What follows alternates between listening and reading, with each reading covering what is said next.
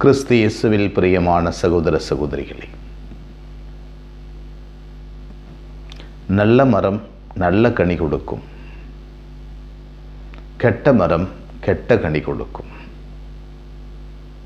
நல்ல மரத்தில் கெட்ட கனிகளை பறிப்பதில்லை, கெட்ட மரத்தில் திராட்சை குலைகளை பறிப்பதும் இல்லை. இவற்றை பணியாளர்களின், தலைவர்களின் வாழ்வு முறையை பற்றி ஒப்புமைப்படுத்துகிறார் ஆண்டவர்.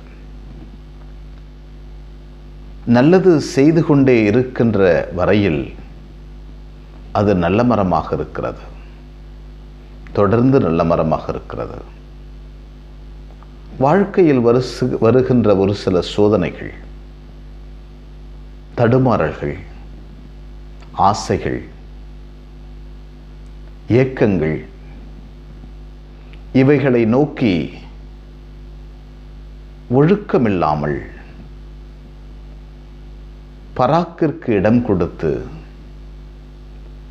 விழுகின்ற போது பல நேரங்களில் நாம் நற்கனி கொடாத மரங்களாக மாறிவிடுகிறோம்.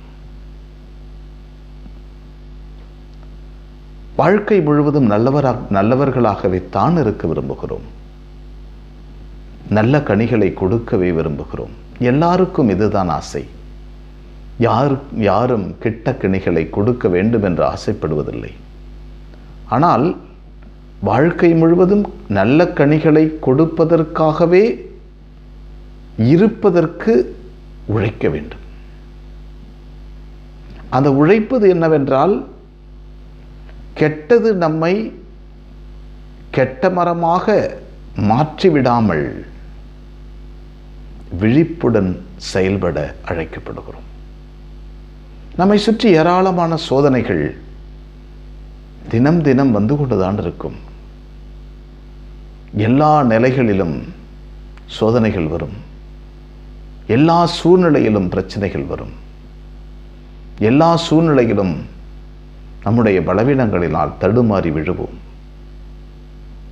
பவுலடிகளார் சொல்வது போல, நல்லது செய்வதில் தளர்ந்து விடாதீர்கள். எப்போதும் நாம் நல்லது செய்வதில் தளர்ந்து விடக்கூடாது.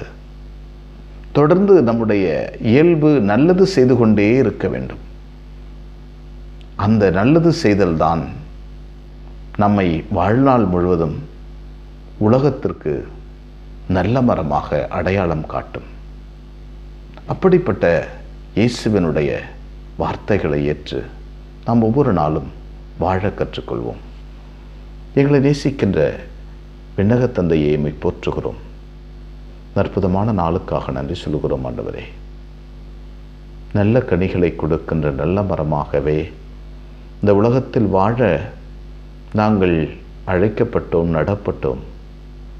பல நேரங்களில் எங்களுடைய எண்ணங்கள், செயல்பாடுகள், எங்களை சுற்றி இருக்கின்ற மனிதர்கள், பல்வேறு சோதனைகள், தீய சக்திகள், இவைகளின்பால் விழுகின்ற போது நாங்கள் கெட்ட மரமாக மாறிவிடுகிறோம். உமது அருள் இருந்தால் வளமையாய் வாழுவோம் ஆண்டவரே. மனித பலவீனங்களில் பல நேரங்களில் நாங்கள் விழுந்து விடுகிறோம், கெட்ட மரமாக மாறிவிடுகிறோம். ஆனால் உமது அருள் எங்களோடு இருந்தால், உமது அருள் எங்கள் மரத்தோடு ஒட்டப்படுகின்ற போது மீண்டும் துளிர் விட்டு புதிய மரமாக உருவாகுவோம். தொடர்ந்து எங்களோடு தங்கும் ஆண்டவரே. அன்னை மரியே, எங்கள் அன்பு தாயே, திருமகனிடம் எங்களுக்காக இடைவிடாது பரிந்து பேசும். ஆமென்.